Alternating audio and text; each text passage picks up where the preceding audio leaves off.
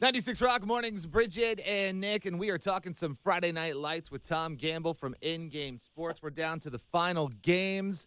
Actually, we've wrapped up the finals in Indiana. Tom, good morning. Break it down for us. Good morning. Well, how about the season, or seasons, I guess, for East Central and Cousin Vinny's brother, Jake?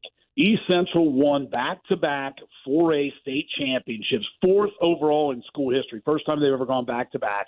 Second unbeaten season. And you got to go a far way to find a more dominating season than Jake Miners engineered for East Central. He's now 57-9. That's his coaching record in 5 years. That's impressive. This season, now get this, they outscored the opposition 740 to 97. Wow. Ooh. That's a hell of a point differential. Well, it's crazy. The closest game they had was 38-28 against Moeller in the Skyline Chili Crosstown Showdown, which obviously Moeller made it to the state semis in Division I in Ohio. And, of course, Josh Ringer, who has to be named Indiana Mr. Football sometime shortly, wrapped it up 251 yards in the title game, 3 TDs, wound up with 60 TDs this season. Rushing and receiving. Yes, that's pretty impressive. Right. They won 42-14 over Northwood, 15-0, and again, one of the most dominating seasons that I can remember in all of high school football. Not a bad way. And of course, he's not the only one. Cole Burton, their quarterback, they don't throw it a lot, but he engineers the offense. Ryan Brotherton, a wide receiver, going to Western Michigan. Ringer committed to Miami of Ohio. So a pretty impressive team. And, they'll take a step back because you can't be that good every year. Right. But they will still be he's got a solid program. Now they're getting bumped up to 5A. Right. So they'll play a normal regular season schedule, but then they'll get bumped up to 5A. So there you go. Indiana's done. So Ohio started last night with the Division II Archbishop Hoban against Massillon, Washington. Final score was 7-2. Whoa. How about that? That's low. Now get this. Massillon, which people don't realize this, they're the historic program back in the Chris Spielman era, Paul Brown, Tiger Stadium, all the history and lore. Last night, they won 7-2. That is their first state title, first in the playoff era since 1970. Think about that. It's their 25th overall. A lot of people don't realize that. But anyway, there you go, little tidbit of useless history All for the you there. knowledge from one Tom Gamble.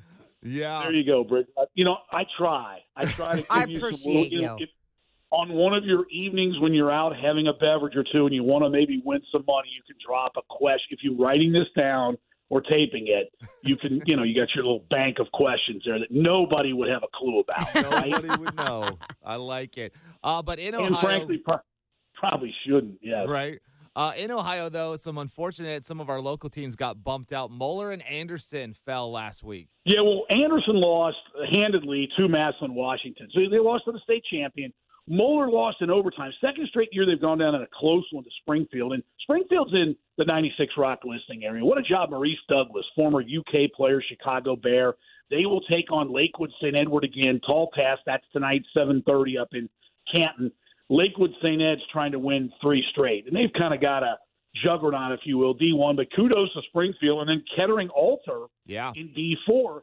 They'll take on Cleveland Glenville, the academy that Ted Ginn Sr. built up in Cleveland. That'll be tomorrow night at 7:30. And how about Moeller's Jordan Marshall, named Ohio Mr. Football? Certainly deserving. He's going to the University of Michigan. And you got to think about this now. Pretty impressive. In 2020, it was Corey Kiner at Roger Bacon, Ohio Mr. Football. And the year before that, Evan Prater, who's now at UC, so is Kiner, from Wyoming in 2019. So that's not too bad. Jordan Marshall, the latest from Greater Cincinnati to be named Ohio's Mr. Football. Now, that's in Ohio. Plenty of action still to go in Kentucky. 3 state title games today, 3 tomorrow. And we've got 2 Northern Kentucky teams, 1 tonight under the lights, 1 tomorrow. Covenant Catholic trying to win its 9th title overall. They're 14-0. Now, this has got a great game written all over it. They take on Boyle County. Many people believe Boyle County is the best team in Kentucky, all divisions.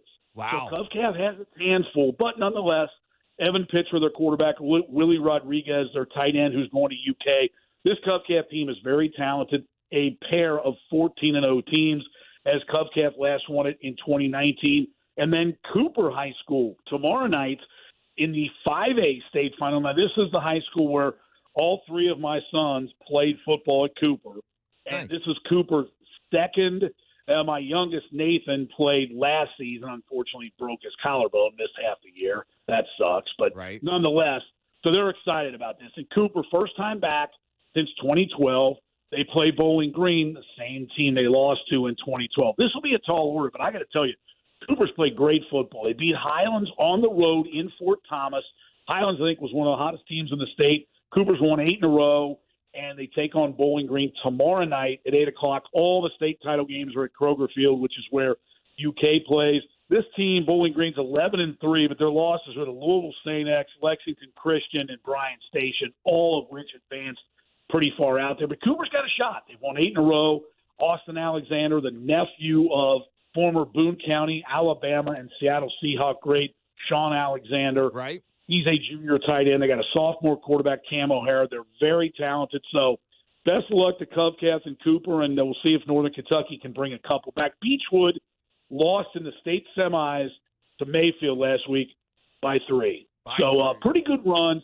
It seems weird in Ohio, though, not having a Cincinnati area team playing any of the state finals. Yeah, that's a little disappointing, but I mean, it's been a great year. I mean, I've gotten to go out to a couple of these games, the schools I've never even really watched before, just because the action has been so good. And hearing you talk on Friday mornings and going like, "This is going to be a great matchup," going out and checking them out.